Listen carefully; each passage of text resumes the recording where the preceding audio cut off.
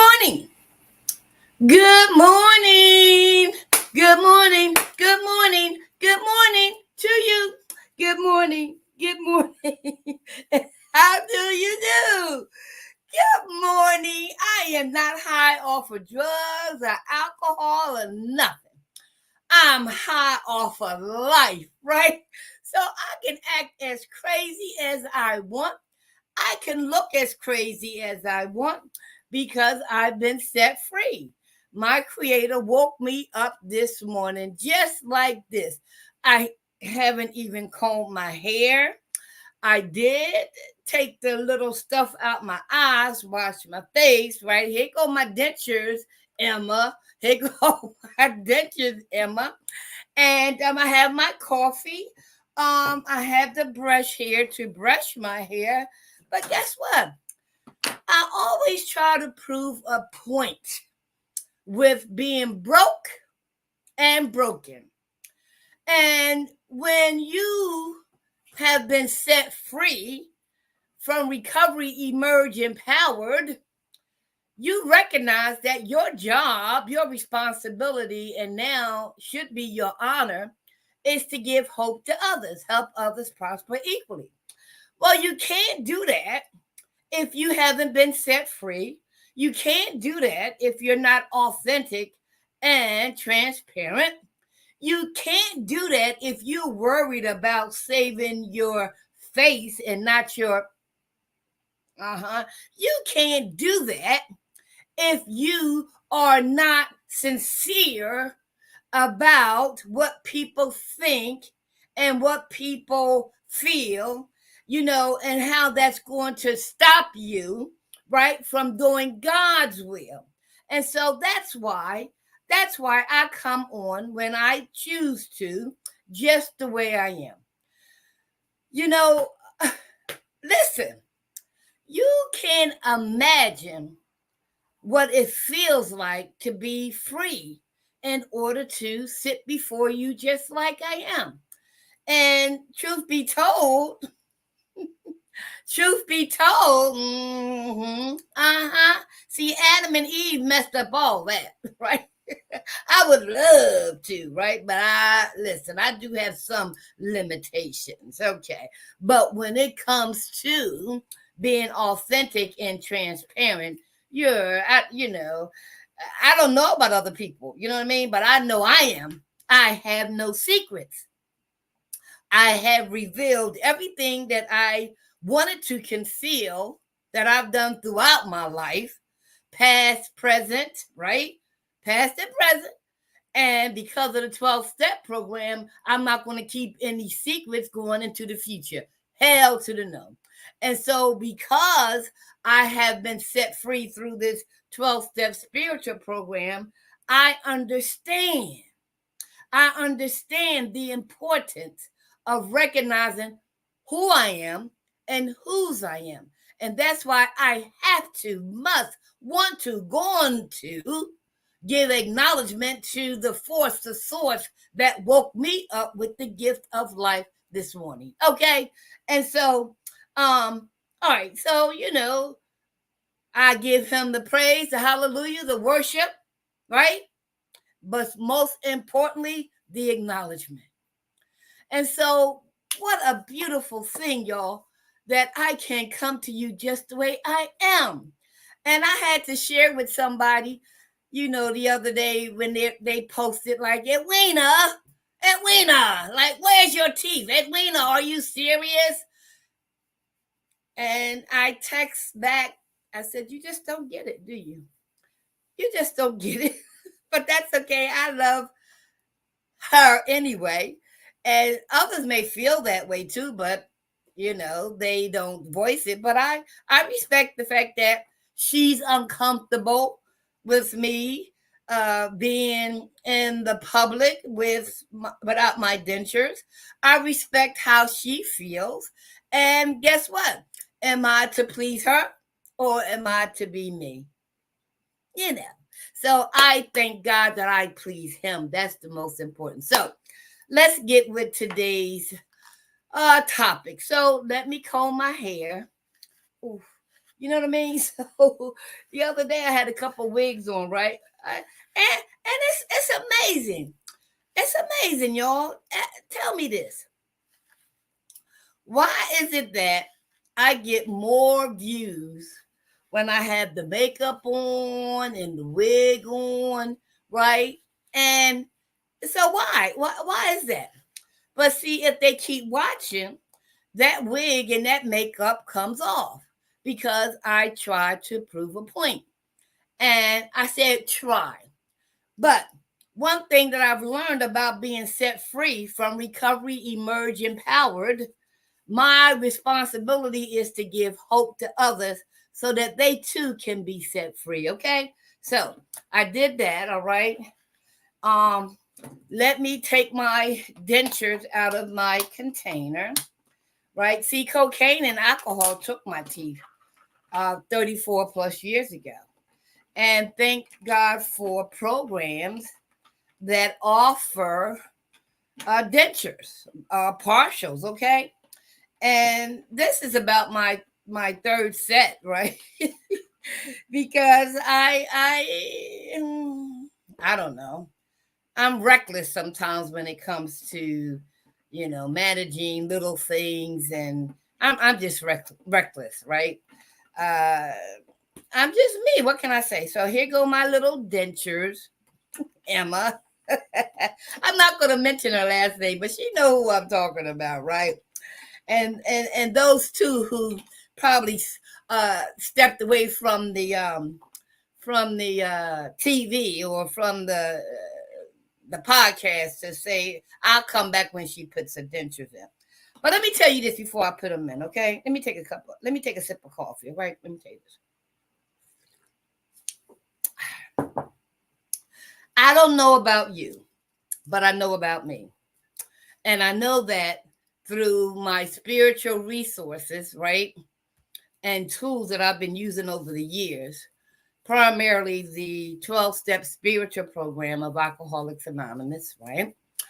That was developed in 1935 and has been successful in helping people with alcoholism, the disease of alcoholism, right, experience daily reprieve from their disease, right? And it is a disease, and I shared with you that information yesterday. Okay, so before I get into the others, it has been the 12-step spiritual program within a 12-step spiritual fellowship that I've learned it is okay to be me. All right. And so, because of my addiction, alcoholism, prostitution, and all of that, the rapes, the beat ups, the setup, the attempted suicides, right? I recognize that my knee bowing experience was on February the 22nd of 1990 underneath a parked car. But what I want to share with you, right? So when people with co-occurring disorders of mental illness and substance abuse, addiction, alcoholism, we tend to neglect. No, we neglect our physical and mental conditions to the point where it's almost like insane. And we shared that yesterday with the reading, right? So I'm pointing out this because during the time that I was in early recovery and we had to get physicals, right? Because those who are out there in the street doing any and all kinds of things, particularly if you're a prostitute, a drug addict, alcoholic, we do any and everything. So I came in recovery this last time, 34 plus years ago, and I had rotten teeth, I had loose teeth, right? I had STDs, right? And so I began the treatment of these neglected areas so that I can live, right? And so that I can be restored physically, right, and medically, right. And so through the years, right, the damage I done to my teeth, I had what they call that. It's another when it's a gum disease. So I had a gum disease. Y'all know what I'm talking about, right? Pyorrhea of the gums. I think that's what it is. And so anyway, um, my my teeth were eventually damaged to the point where I needed them all out. Okay, so the point I'm making is this: when I went to get fitted for my dentures and go through that whole process, my dentist said, Edwina, I got good news and I got bad news. She said, the good news is that the rest of your teeth need to come out and we're going to fit you for some dentures. I said, okay, okay. She said, the bad news is that the process takes 6 months. I said, okay. What does that mean? Well, she said, you will be without any teeth for 6 months. I said, really? She said, yeah, because it has to heal. We got to go through the process. We got to make sure the fittings this and fittings that. And I was like, okay, that's not bad news. That's not bad news. Had I not been in a 12-step recovery program working on my spirituality, I'm sure I would have done and said what you're thinking. Oh hell no. Oh no, no, no. You got to find me some teeth, right? And it's funny because my one of my professors, I'm not gonna say from what college, and he happens to be a pastor too, right? When he went, I don't know what he was thinking, but when he went to get his teeth, extracted or whatever, and and this was like a Friday, right? And so he's sitting in the office, the dentist, right? And this is what he told me, right? And he told his people too, right? And so he said, I'm sitting there, and I'm sitting there, and I'm sitting there, and I'm sitting there, and I'm saying, well, what they doing? So they come out and say, um, is there a problem? He was like, yeah. Where my dentures? Oh, she said, oh, you won't get them to, next week. He said, no, no, no, no, no, no, no. I'm not leaving here until I have some dentures in my mouth. Right? Woo! And guess what? He said, I don't care what it costs. He said, I don't care what it takes, right? I want my don't you know? I got to teach. I got to preach. I need my teeth. and guess what? I don't know how much it cost him, but he left there with some dentures. Okay. Well, that's not me. And that is him. And I understand.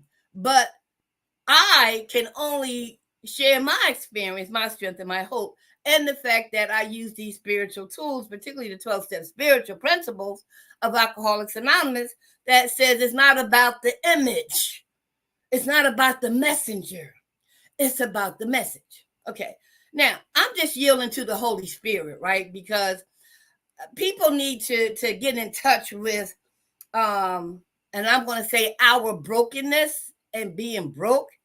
And when it comes to pleasing our creator or pleasing people, and not necessarily to the extent of pleasing ourselves, that is coming from a humanistic point of view, right? I don't want to feed the flesh.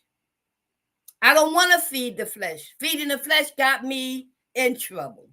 I want to practice yielding and feeding the spirit, right? And so this is what happened. When she told me about the 6 months and what we're going to do, I said no problem. So about a week later, I get a call from Philadelphia, and I'm just going to tell you who it is. It was the organization called Mothers in Charge, right? And I thank God for Dorothy Sprite, right? And and her movement for all these years. And she had an organization, that catered to um, families who've lost loved ones to violence, particularly mothers. But anyway, she also helped people who are incarcerated who more than likely, cause these deaths. And she wanted to simultaneously give them help while she support the families, particularly the mothers. So she set up, anger management classes, and she asked if I could come and provide some classes to these ex-offenders, right? And I said yes, right? And then all of a sudden, it did. I said, I have no teeth. And the spirit said, and? Oh, I said, okay, I'm good. I'm good. Listen. And she said, this is what we're going to pay you. And then I said, oh, I know I'm good. Teeth or no teeth, I'm good. I'm able to give a service, right, on anger management that I had to learn and deal with too. So I'm qualified, I'm equipped. And I also get to be compensated, right?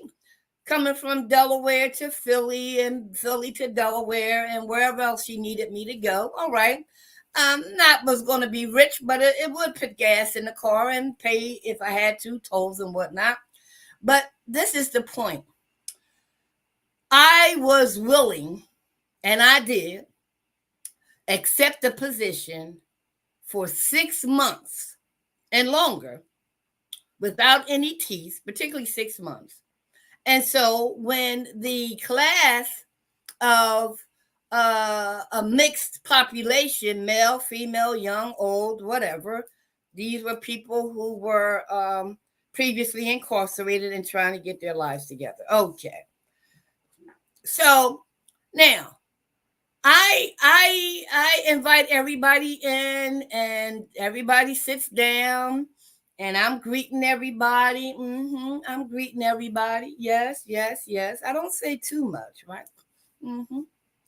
And so when the class starts, I said, "Good morning. My name is Edwina Bell, and I am your trainer for today. And as you can see, I don't have any teeth. They are in the process of being made. So for the next 6 months, I'm going to present the information that I have just the way I am. Is there anybody in the room who has a problem with that? If so, I suggest you pick another class. See? Voila. Transparent, authentic, and let me tell you, it was the best time of my life because I was not on image time. Do you understand? I was not on image time. And guess what? Yes, honey, for those who know me, I can dress. I don't like clothes, but I can dress. I can dress, right? And so, as dressed up and professional as I was, I didn't have to change anything because I didn't have any dentures in my mouth. I was the same professional person. I provided the professional information. I shared my own experience, strength, and hope, right? And let me tell you, at the end of each session, an evaluation had to be done.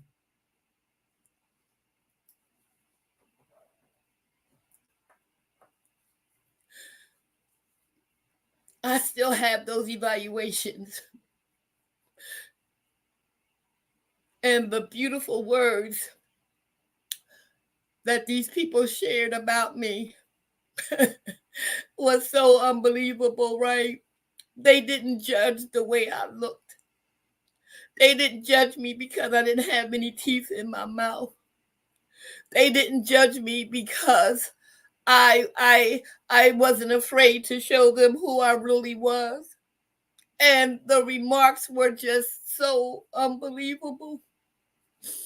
And I'm telling you, you never know how much of an influence you have on people when you are authentic and transparent. It wasn't that I chose not to have you know what I mean? It was the process and for me to get what I needed. And so and guess what, y'all? Here's the hit. After I got my teeth, right after 6 months, they didn't even recognize I had my teeth in. They had got so used to seeing me without them, right? I was like, are y'all kidding me? Y'all don't see nothing different? They was like, what, Miss Bell? What, Miss Bell? They was like, oh, Miss Bell, you got your teeth. I was like, wow, thank you, y'all. Isn't that amazing? Isn't that amazing? Isn't that amazing? I've learned that when you are set free from recovery, emerge empowered, you do give hope to others. You help others prosper equally.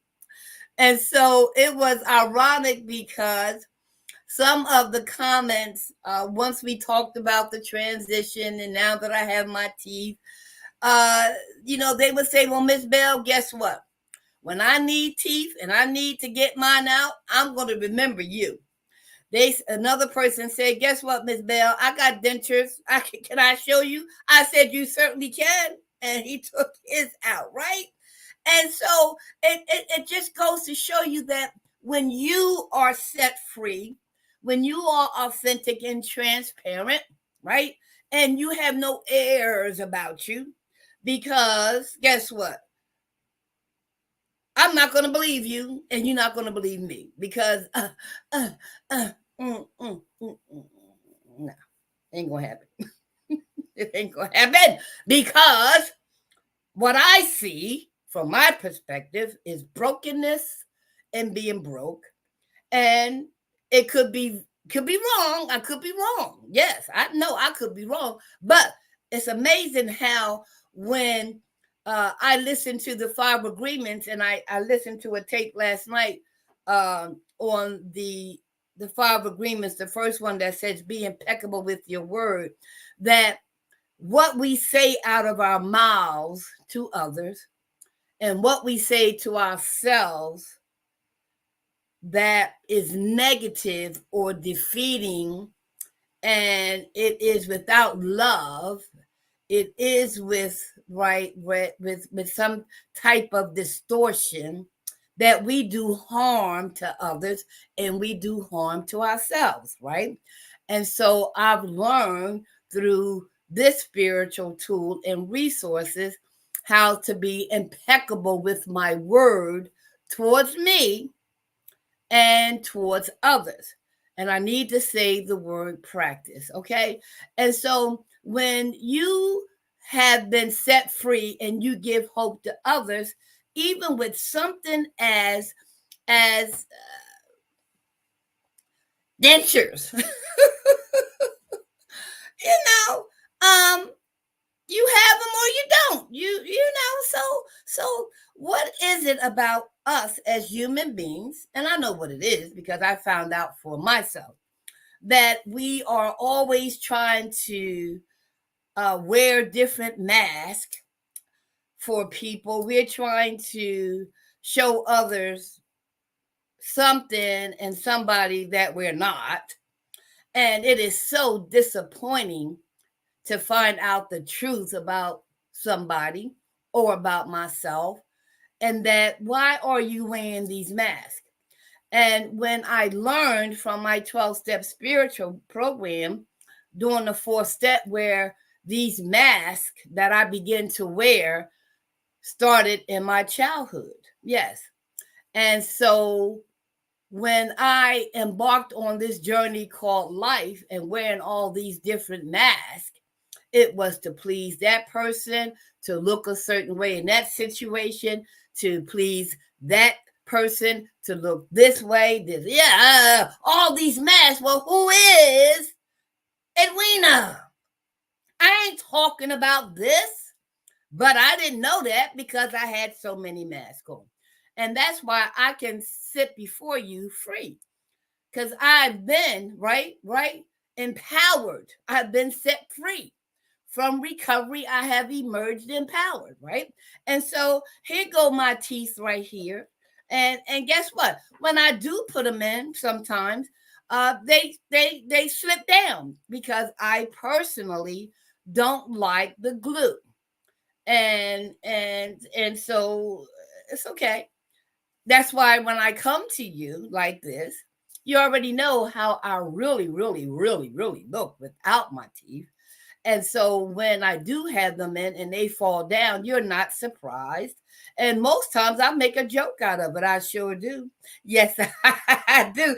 Hey, if you want to connect with some teenagers, if you want to connect with some children, if you want to connect with some toddlers, man, listen, I have fun showing them that that what they see is not real, right?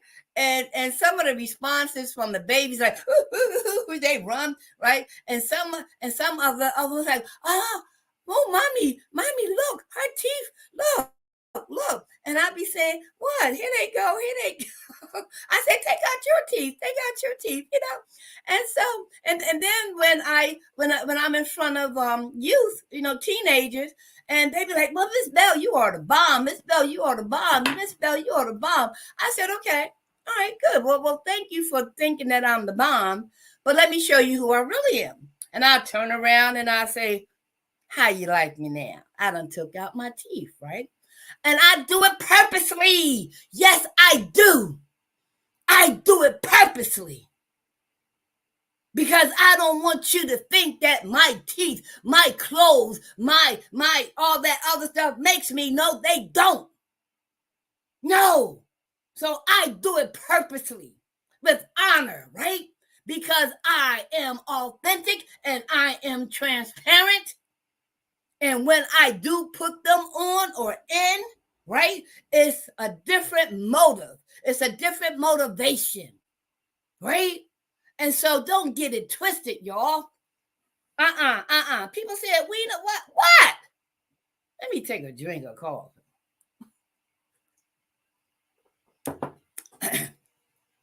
There are times in our lives, particularly my life, I would take everything personal. You're too fat. You got a big butt. You're too dark. You're buck teeth. You're too short. You don't have no hips. You're this. You're that. You're this. You're that. You're this. You're that. And the second agreement from the Louise families talks about don't take anything personally. Do you hear me? Don't take anything personally, whether it be good or bad. Don't take anything personally. Do you know how challenging that is? But guess what? I'm not gonna share all the goodies with you right now. I want you to come to the event on April the 27th, right? And I want you to register. All right, so let me help you with this, okay? There go my brokenness, okay? So you see this? Okay. So I want you to go to eventbrite.com and click on Free to Hope, search for Free to Hope Inc., and register as an individual or a group for free. But if you are a service provider and you want your information distributed, or you want to be in the audience just in case somebody needs your service, it's a fee of $150, right? If you want to sponsor this event, guess what? Your donation is not going in my pocket because I really don't need your money. I know other people who could use it, other organizations who can benefit from it. You know what I mean? Because you can't pay me for real, to give what was freely given to me. No, God don't work like that, right? I mean, I understand we are, I got that. But listen, I get spiritually fed when I do for others. Yes. And so let me quickly share with you the reading for today. All right. And it was a good reading for today. And then I end with that. Okay. So let's go to the reading. All right. So it says, this is my other spiritual resource that I use from my 12-step program. It says April the 13th, AA Daily Reflections. The title is The False Comfort of Self-Pity. The False Comfort of Self-Pity. Okay. Now, if y'all want me to, I'll put them in for a minute just so that I can articulate better. All right. All right. So here you go. Here. Mm-hmm. All right. So wait a minute. Emma, look. Where you at, Emma? Here I go. Here I go, Emma. Okay. All right. Now, I want to articulate these words a lot better. All right. So here we go. All right. It says here, self-pity is one of the most unhappy and consuming defects that we know. It is a bar to all spiritual progress and can cut off all effective communication with our fellows because of its inordinate demands for attention and sympathy. It is a modular form of martyrdom, which we can ill afford. This is as Bill sees it on page 238. The person in recovery writes, the false comfort of self-pity screens me from reality only momentarily and then demands, like a drug, that I take an ever bigger dose. If I succumb to this, it could lead to a relapse into drinking. What can I do?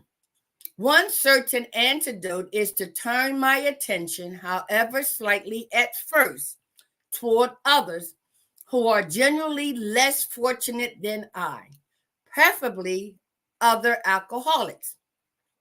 In the same degree that I actively demonstrate my empathy with them, I will lessen my own exaggerated suffering. You see what I mean? You see what I mean? We are born to serve. We are born to serve. And so you come into my event on April the 27th. I will share with you all the spiritual resources and tools that has helped set me free from recovery, emerge empowered to only give hope to others, help others prosper equally. And so the idea of self-pity, which I have experienced over my life, right? I see based on this reading and based on the internalization of its meaning, the best way for me to get out of my self-pity is to help someone less fortunate. Yes. And that's what we in Alcoholics Anonymous do, but we also spread it to the rest of the world by practicing these principles in all our affairs, which is why I can come to you just the way I am, with or without my dentures, right? With or without my hair combed, right? I refuse to put on any mask, even though I know I am subjected to wanting to, right? I get that urge. But the point is, how is it different this time? What is my motive this time? What is the purpose? Am I trying to prove a point? And most often, that's exactly why I put on masks. But I also do a daily inventory of myself, my motives. And the one question that I ask myself on a regular basis, and I'll close with this. Edwina, is what you thinking, is what you about to do, is what you about to say, is it going to feed the flesh or is it going to feed the spirit? Do you know what a challenge that is to even ask myself that question? It's no longer a challenge for me. It's an opportunity for me to exercise the will that my Creator gave me. Am I going to choose the adversary or am I going to choose the spirit of love? And guess what? That switch goes off sometime. I'm like, I'm going over here. No. I don't beat myself up when I do. I just bring my behind right back over here. So you see, the journey of life is an awesome journey. I am living my heaven here on earth by utilizing these spiritual tools and spiritual resources to have an unlimited amount of spiritual breakthroughs. Okay. So if you look at this podcast before, during, and now, you'll see that I'm the same person, right? But I let you know that it's not about how I look, it's not about the messenger, it's about the spiritual message. I love you, you love me. We are one big family with a great big hug and a kiss from me to you. Won't you say you love me too? I love you, Lord. I love you, Edwina, and I love you. Be of service to others. I hope to see you on April the 27th, right? If you won't come, help us out. Share it with somebody, invite somebody else, and send me your email if you want to join in virtually.